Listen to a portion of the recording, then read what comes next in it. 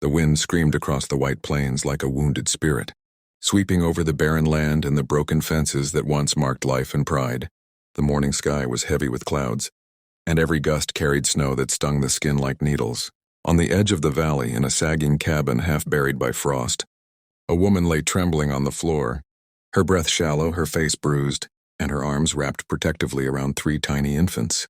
Their cries pierced the silence, fragile, desperate, alive. Her name was Evelyn Ward. Once, she was known for her beauty, the kind that made strangers turn and smile. But now her face was battered and her eyes hollow, reflecting only fear and pain. Her husband, Caleb Ward, was a cruel man. When the doctor told him she had given birth to 3 daughters, he stared at the babies with disgust. 3 girls? He'd growled. 3 mouths and no sons to carry my name? Evelyn had whispered, "They're blessings, Caleb. Our daughters," and for that, he struck her. The doctor left quietly, pretending not to hear the screams that followed. Hours later, Caleb stormed out, leaving the door wide open to the snow and the cold. "Die with your girls if you want," he spat. And then there was only the sound of the wind. Evelyn tried to move, but pain chained her to the floor. Her body was broken, her heart torn. But her spirit clung to one thing, those children. She pulled them close, whispering, "Mama's here, Mama's here." Her voice trembled, but her love didn't. Miles away, riding through the storm, was a man named Elias Grant, known across the valley as the Giant Rancher. He was tall, broad-shouldered and silent, a man whose presence could quiet a room. He lived alone on his vast land after losing his wife and son to a fever years ago. Folks said the tragedy had turned his heart to stone. But that night, as snow whipped across his face, fate, maybe Oz, pulled him toward the abandoned Ward property. His horse, Scout, stopped suddenly. Through the wind, Elias heard something faint, till a cry. He dismounted and trudged through the snow toward the shack. When he pushed the door open, his heart clenched. There on the floor lay a woman, battered and barely breathing, clutching 3 newborn babies. He knelt beside her. "Ma'am," he said softly, "can you hear me?" Her swollen eyes fluttered open. "Please," she whispered weakly, "don't hurt them. They didn't do anything." Elias swallowed hard. "No one's hurting anyone," he said gently. "Not while I'm here." He took off his coat and wrapped it around her and the babies. Then, lifting her carefully in his arms, he carried her out into the storm. She was so light it broke his heart. As they rode back through the snow, Evelyn drifted in and out of consciousness, her head resting against his chest.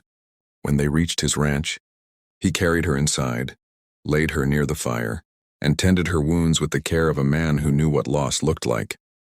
He fed the babies warm milk with an old bottle, one that once belonged to his son. When she woke later and saw him kneeling by the fire, cradling one of her children, her breath caught. He looked like a man carved from the earth, strong, silent, but tender in ways that words could never describe. "You're safe now," Elias said softly. "You and your girls." She tried to speak, tears welling in her eyes. "Why are you helping me?" He met her gaze, his voice low. "Because no one else will. And because I know what it's like to lose everything." He looked at her and the bruises, the fear, the fragile life clinging to her arms, and then said the words that would change everything. "Come with me, and you'll never be alone again." The storm faded and warmth slowly returned to the cabin. Evelyn regained strength, her bruises healing, her spirit flickering back to life. Elias worked the ranch during the day, chopping wood, feeding horses, mending fences, while Evelyn cared for the babies. The cabin, once silent and lonely, filled with the cries and laughter of new life. Evelyn watched Elias with the children and often wondered how a man built for storms could be so gentle. One night, as he sat near the fire feeding one of the babies, she asked softly, "You've done this before?" He nodded, eyes distant. "My boy was about this size when I lost him." Her voice trembled. "I'm sorry." He looked at her and there was no anger, only pain turned into quiet strength. "Don't be. Losing them taught me something. Life don't stop for the broken. You just fix what you can." Something deep shifted between them in that moment. Not love yet, but the beginning of it, something raw, honest, and human. But peace doesn't last long on the frontier. One cold afternoon, as Elias rode back from the ridge, he spotted fresh tracks near his fence, boot prints. When he reached the yard, a shadow stood waiting. Caleb Ward. His eyes were wild, his coat filthy, and whiskey soaked his breath. "You got something of mine, Grant," he spat.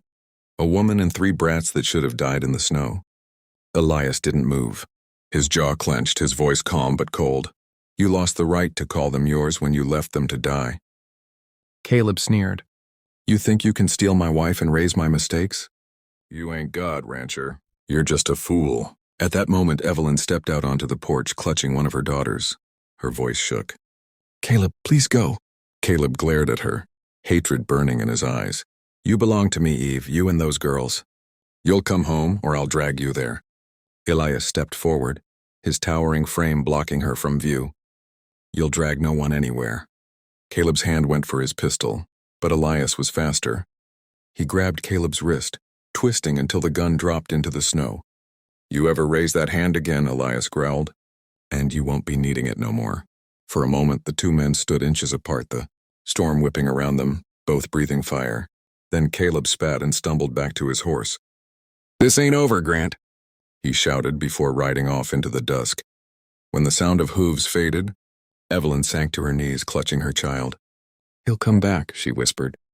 "He always does." Elias knelt beside her, placing a hand on her shoulder. "Then he'll find I'm still here," he said, "and I don't run from snakes." That night, Elias sat by the fire, his rifle across his knees. Evelyn sat nearby, watching the flames dance. Her fear had dulled, replaced by something new. Resolve. "I can't let him ruin your life, too," she said softly. Elias looked up, his voice steady. "You didn't ruin nothing, Evelyn. You gave me a reason to fight again." Tears glistened in her eyes. "Why would you risk everything for me?" He smiled faintly, eyes reflecting the firelight. "Because sometimes God sends you what you didn't know you needed, even if it comes in the middle of a storm." Outside, the wind howled across the plains. Inside, a man and woman sat in silence, not strangers anymore, but 2 souls bound by pain, courage, and fate. Evelyn looked at her sleeping daughters and then at the giant rancher who'd saved them. Maybe this was what mercy looked like. Maybe this was what love began as not fireworks. Not words, but warmth in the middle of a storm. And though the world outside was still cold and cruel, inside that cabin burned something no wind could ever put out. The fire of a new beginning. If this story moved your heart, if you believe that strength isn't in cruelty but in compassion, then don't forget to subscribe to this channel. Every story here is a journey through pain, courage, and redemption. Stories that remind us what humanity really means. Like, comment, and share to spread these voices of hope across the frontier of the heart. Because out here, every story deserves to be heard.